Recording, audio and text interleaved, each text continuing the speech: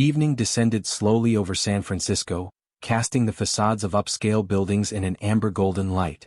At the intersection of Lombard Street and Van Ness Avenue, amidst the designer wear and vintage knitwear boutiques, stood Rose and Vine, a place where people came not to eat but to show off their standard of living. Polished chairs of dark walnut color, hand-embroidered linen napkins and live cello music created an illusion of aristocratic coziness.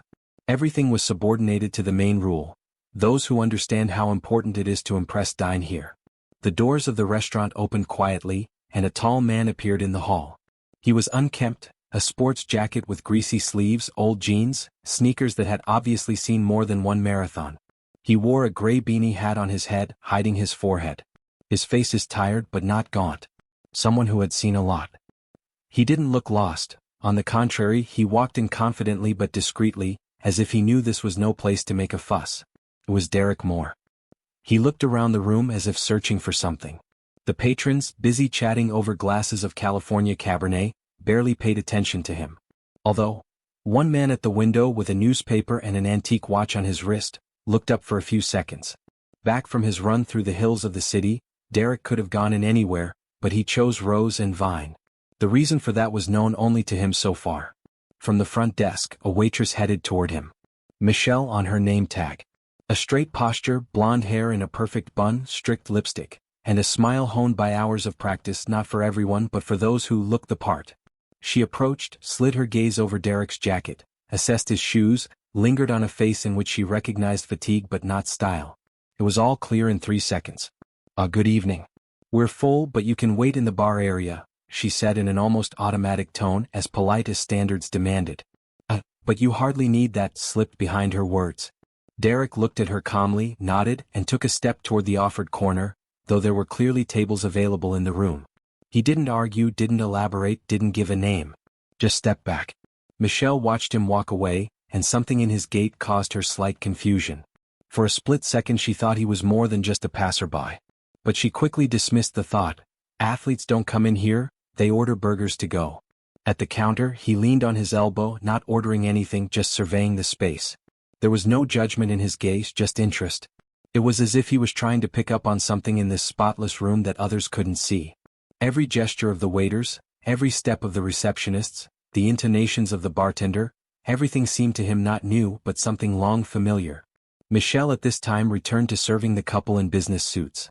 She was completely different with them, playful, attentive, charming. The bartender, a skinny guy named Zach, offered Derrick a cocktail but he declined. He just stood there and waited. No irritation, no impatience, it was as if time didn't concern him. A few of the guests started to notice him and someone even flashed a thought. I've seen him somewhere. On the sports news? In a commercial for running shoes? In a photo from a basketball tournament? But no one could remember for sure. Michelle walked past again and again, pretending not to notice him. In her mind, he had already gotten his own, a place at the bar where people like him belonged. She didn't even think to ask if there was a reservation. He hadn't even given a name. In her experience, those who really mattered did it right away. But Derrick Moore didn't seem to be here for names. And that was what should have alerted her. He sighed, glanced at his watch, old, scratched but clearly not cheap, and turned his gaze to the kitchen, where the chef had emerged. Their eyes met. The chef nodded faintly but quickly looked away. Michelle didn't notice it. But if she had, maybe then she wouldn't have taken the next step that would later cost her more than she could have imagined. For now, everything was going as she thought it should. The client from the wrong circle got his place. The rest was none of her concern. When Derrick was finally allowed into the main room, Michelle led him through the rows of tables with an ostentatious politeness in which every gesture spoke of pretense. She walked slowly as if on purpose, ostentatiously passing vacant tables by the window and near the live music. At one of those tables sat a couple in designer clothes, a woman in a silk scarf and a man with his hair slicked back. They turned their attention to Derrick, then exchanged glances and nodded faintly, as if recognizing something, or someone. But they said nothing more. Michelle stopped at the most inconspicuous spot, near the door to the restroom and the serving cabinet where the staff periodically came out with trays. The air here didn't smell of perfume and seafood like in the main room, but carried the slight odor of sanitizer. She set the menu on the table but didn't open it, didn't offer him water, didn't ask if he was ready to order. Just said through a smile, "Have a nice evening," and disappeared as quickly as if she was afraid to stick around longer than necessary. Derrick sat down, not showing the slightest bit of annoyance. He looked around, pulled out his phone but didn't flip through the tape. Just put it down next to him. At Rose and Vine, a phone at the table was a rarity. It was customary to be present here, especially if you were paying for dinner like you were paying for a week's vacation. But Derrick sat otherwise quietly, not caring who perceived him or how he was perceived. He was watching. Across the room, an older man in a dark suit and a neat hat, Frank Collins, was slowly swirling a wine glass. His face was as if carved from marble, wrinkled but stern, with a tenacious gaze that locked onto Derrick from the first minute. Frank was a regular customer, and rumor had it he used to hold a serious position in restaurant consulting. He kept his eyes on the waitress who, as he walked by, quietly snorted in the direction of a coworker. That one from the gym picked the best seat in the room. The coworker grinned but didn't dare respond. The intern Kelly was standing next to her. Kelly was young with an open face and clear eyes. It was her second day at Rose and Vine. She had been trained to serve with dignity, but in practice she quickly realized that in this place, the waiters were more than just waiters. They acted as a casting jury, selecting those who fit. She noticed that Michelle hadn't even brought Derrick any water, let alone a menu. The girl hesitated whether to approach or stay out of it. The rules were unspoken but clear. If you broke them, you'd be the next target for ridicule. Meanwhile, at a neighboring table, a bored customer in a red dress, leafing through the menu, leaned over to her companion. "Have you seen him? Sitting there like it's his place. Or is he just not aware that we're not at McDonald's?" He shrugged his shoulders, but he too was watching the man in the sports jacket with a corner of his eye. There was something uncharacteristic about him. Not defiance, not insolence, but confidence, not ostentatious, but deep, as of a man who had already seen everything. Frank Collins, meanwhile, gestured to Kelly. He whispered something to her, and the girl nodded nervously. She walked around the room, took a pitcher of water, and as if in between, walked over to Derrick, set the glass down and poured the water, saying almost inaudibly, "Sorry for the wait." He thanked her with a nod. Her cheeks flushed and she quickly left. No one but Frank noticed. Michelle, watching from across the hall, grinned. Her irony was getting sharper by the minute. She was deliberately delaying the order, watching to see how long it would hold up. She was already constructing monologues to herself about how in the event of his complaints, she would remind him of the dress code, corporate policy, and that he'd probably gotten the wrong door. In her world, a man in old sneakers was, at best, a food delivery man. But in Derrick's world it was different. He wasn't nervous, he wasn't looking around for attention. It was like he was waiting for something. As if he knew that the scene unfolding here had not yet reached its climax. Nearby, a couple watching the scene in silence exchanged brief words. The man whispered, "Listen, I think I saw him at some business forum. Wasn't he the one who spoke about investing in local networks?" The woman looked closer. "Oh well, that one was in a suit. And that one." Suspicions began to surface, but the truth was still in the shadows. And Derrick was still sitting by the restroom at the table he'd been given, with ostentatious politeness. And everyone who glanced in his direction began to feel a strange uneasiness, as if they were missing something important while they continued to play the roles imposed by external glitter. Time passed. The couples at the tables were laughing, the waiters were scurrying between the chairs, glasses were clinking, dishes were clinking, everything as usual. But around one single table, near the technical door, the atmosphere thickened. It was like he was in the center of an invisible vortex, not saying a word. Derrick still sat as if he were built into that corner, but every gesture he made, a quiet movement of his hand, a turn of his head, a slight glance at the people passing by, only heightened the sense of his strange disproportion to his surroundings. Not because he was out of place. It was because everything around him seemed to fall short of his silent grace. Michelle showed up 20 minutes later, as if remembering him by chance. She had a menu in her hands. She placed it on the edge of the table without opening it. Looking somewhere past him, she asked with a strained smile, not slowing her stride, "Anything picked out, sir?" Derrick answered briefly, without a shadow of strain, "Filet Rossini." Michelle snorted faintly as she turned around. As she walked away, she tossed over her shoulder to a colleague passing by, "Oh, he took the most expensive one. Now we'll see him vaporize when he sees the bill." A chuckle, a nod, and they disappeared around the corner toward the kitchen. The neighboring tables, who in the previous hour had simply watched from afar, were now beginning to act differently. Some silently pulled out their phones, turned on their cameras, and pretended to take selfies or interior shots. But the lens was aimed at one point, at the man at the restroom and at the waitress who treated him like something that interfered with the design of the room. A young guy in a short-sleeved shirt quietly whispered to a companion, "Did you see the way she talks to him? I'm sure if he was wearing a Brioni suit she'd offer free champagne." Ta only nodded, not taking her eyes off Derrick. In the background, almost imperceptibly, a security guard appeared in the hall. He was dressed in a uniform black shirt, standing near the bar, but his eyes were fixed on the corner of the room. Someone on the staff had apparently tipped him off, just in case the strange man was a source of potential trouble. He didn't interfere, just watched, arms crossed over his chest. At that moment, Kelly approached Derrick's table again. Only water on the tray. Instead of the wine that usually came with an order of this caliber. She set the glass down, leaned over and barely audibly said, "Excuse me." He nodded. Her eyes lingered on his face for a moment. There was a mixture of guilt and genuine respect in them. She didn't understand who he was, but she sensed something important was going on here, and she didn't want to be among those on the other side of the truth when it was revealed. At the other end of the room, Michelle was again whispering with a colleague, exchanging snide remarks. Meanwhile, Frank Collins, still alone, was leisurely sipping from his glass, as if he were enjoying the performance. But his eyes were attentive. He beckoned to Kelly, who was just returning from the corner table. She approached with a tense back, but he spoke calmly, almost fatherly.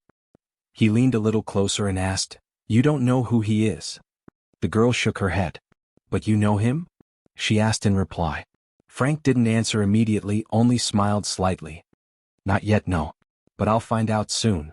At that moment the door from the office swung open in the hall.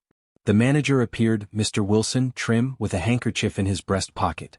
He was aware of reservations, supply problems, wine temperatures, and complaints from regular customers. But he was completely unaware of the tension building up in the hall. He glanced around and headed for the counter. Kelly glanced at him, then looked at Derrick again. Everything in her wanted to come over, everything in her wanted to say something to Mr. Wilson. But she was afraid she might be wrong. The hall was growing in that unbearable silence that comes before something decisive. The sound of the waitress's approaching footsteps became louder than the string chords in the speakers. Several diners were already making no secret of their interest. Some were taking videos, some had simply stopped eating. One man against the wall pulled out a notebook and started writing something down. Michelle still thought she had everything under control. That the strange customer in the sports jacket would be another joke on her break. That this order was a stupid attempt to impress. What she didn't know yet was that she would be impressed. But it wouldn't be what she expected. When the meal was finally served, there was a tension in the room that was impossible to ignore. Even the music, which had previously sounded like light jazz, seemed too loud, too out of place. Michelle walked with a tray as if she were carrying not a dinner but a judgment. There was a condescending superiority in her gaze. She approached the table in the corner, leaned a little lower than necessary, and with careful carelessness placed the plate on the table. The dishes shook slightly, the spoon clinked against the edge, and the sound seemed to echo in every corner of the room. Derrick looked at the dish, then looked up at Michelle. His face remained calm. He didn't make a remark, didn't cast a cold glance, didn't demand another waiter. Only gave a short nod and said quietly, "Thank you." It was said with such respect, as if he was still just a guest appreciating the staff's work. Michelle turned and walked away, feeling victorious. Her steps were light, almost dancing. Her mind was already spinning with the thought of how in the evening, in the smoking room, she would sarcastically tell this scene to her co-workers. How the type from the street ordered a $200 fillet, how he acted like the restaurant was his. She thought she came out of that encounter with flying colors. But that brilliance faded after half a minute. The front door opened and a man entered the room whose appearance instantly changed the mood of the entire room. Jonathan Vince. A name that everyone who had anything to do with the restaurant business on the West Coast knew. Tall, elegant, in a light-colored coat and perfectly fitting suit, he moved with the type of confidence given not by position but by years of built influence. The staff noticed him instantly. Two waiters, one of them was the same Zach from the bar, hurried toward him. One of the interns nearly dropped his tray. Mr. Wilson, the manager, came out of his office, already adjusting his tie, and hurried into the lobby. Only one person in the hall showed no reaction to Vince, Derrick. Jonathan looked around the room with a slight smile. He nodded to a few guests, shook hands with Mr. Wilson, and walked past the receptionist's desk. He moved with purpose, as if he already knew where he was going. Michelle, noticing him, hurriedly straightened up and put on her most charming expression. But he didn't even turn his head towards her. His footsteps headed confidently towards the table by the restroom. The one where the man in the windbreaker and old sneakers sat. The room was so quiet that he could hear the clinking of ice cubes in someone's glass. Jonathan stopped in front of the table, leaned forward slightly, and his voice came through loud and clear. "Boss, why didn't you tell me you'd be here?" At that moment the air seemed to rush out of the room. Several people in the hall froze with their mouths ajar. One man against the wall dropped his fork. Mr. Wilson turned as pale as a marble set. Kelly, standing by Frank Collins's desk, covered her mouth with her hand. And Michelle, watching the scene from behind the screen, seemed to lose her footing. First her eyes changed from smug to bewildered. Then her face turned pale, and she didn't move even when all eyes turned in her direction. Derrick stood up from the table, shook Vince's hand and said as if nothing had happened, "Wanted to see how things worked on a normal night. No warning." Jonathan nodded, giving a quick glance at the waitress, whose back now seemed as tense as a tightrope. He added more quietly, "You picked the right day." Mr. Wilson stepped closer but could say nothing. His mouth opened but the words stuck in his throat. Derrick looked at him calmly without rebuke, just as someone who would now have a lot of explaining to do. Kelly stepped closer, holding the tray with trembling hands. Her eyes were moist but not with fear, with relief. It was as if she'd known the truth would come out, but hadn't thought it would be so sudden. And now her intuition was confirmed. Everything she'd felt was right. And Michelle still hadn't moved. There wasn't a drop of blood on her face. Everything she had built, position, influence, importance had collapsed in 1 minute. And not just collapsed, it became the focus of everyone's attention. The hall, which an hour ago had been a showcase of high service, now resembled a stage on which only one man looked truly confident. And that person was sitting at the most inconspicuous table. The scene Michelle had thought to be center stage turned out not to be about her at all. Everything she had overlooked, the glances, the pauses, the silence, now turned out to be preparation for a denouement that broke the usual order. When the last customers had left and the doors were locked, it was as if Rose and Vine had lost its luster. The chandeliers were still lit, but the light seemed dimmer, the reflections in the glass more stark. Chairs had been moved, tables wiped down, utensils assembled. Waiters stood along the wall like students in a classroom before a difficult exam. Kelly nervously rubbed the edge of her apron. Michelle, silent, lips pressed to a pale pallor, stood a little apart, hands clasped on her stomach like a schoolgirl awaiting sentencing. Mr. Wilson was next to the bar, his face expressing nothing but restrained tension. Jonathan Vince stood at the side, watching silently. In the center was Derrick Moore. He didn't hold any papers in his hands, didn't prepare a speech. Just looked at each of them.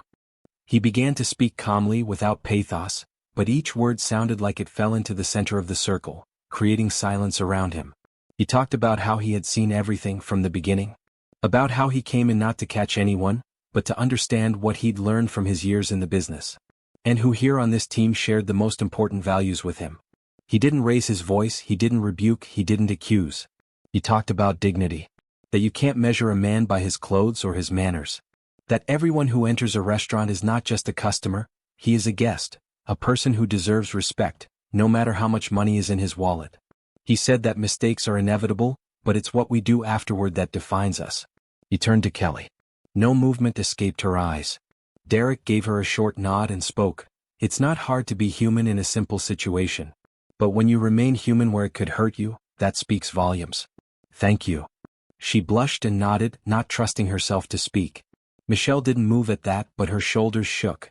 Then there was a pause. It lasted only a couple seconds, but it seemed to last forever. Everyone knew what was about to be said.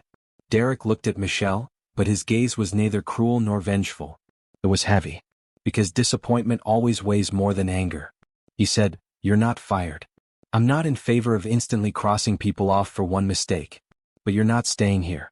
You'll be transferred to another branch. With mandatory participation in an internal ethics training program. You can stay with the company if you want. But only if you understand why it's important." Michelle didn't try to object. She didn't cry. But her face lowered as if a weight long hidden inside had finally pressed her to the floor. There was no arrogance in her silence for the first time all evening, only shame. As the meeting came to an end and the employees began to disperse to their stations to finish their shifts, Jonathan stepped closer and said quietly, "You did the right thing." But the story didn't end there. Frank Collins, who had been sitting in the shadows all evening, glass in hand, now without a tie but still firm in his gaze, rose from his chair. He walked over to Derrick and, a little mockingly but respectfully, said, "I see you've learned some of what I once taught you." Derrick grinned, hugging the old man. "Did you come to check up on me too?" he asked.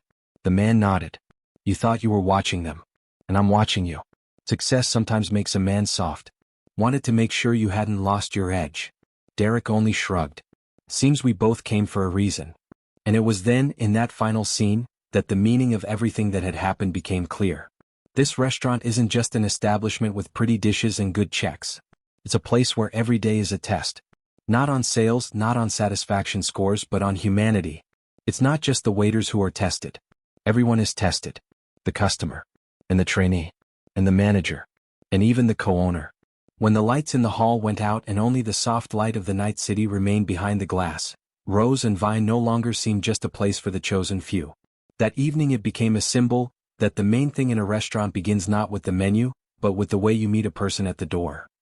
Dear viewers, thank you for being with us. Subscribe to the channel, like us, and be sure to write in the comments what you think of this story. Don't forget to click on the bell, so you don't miss new interesting stories. See you soon.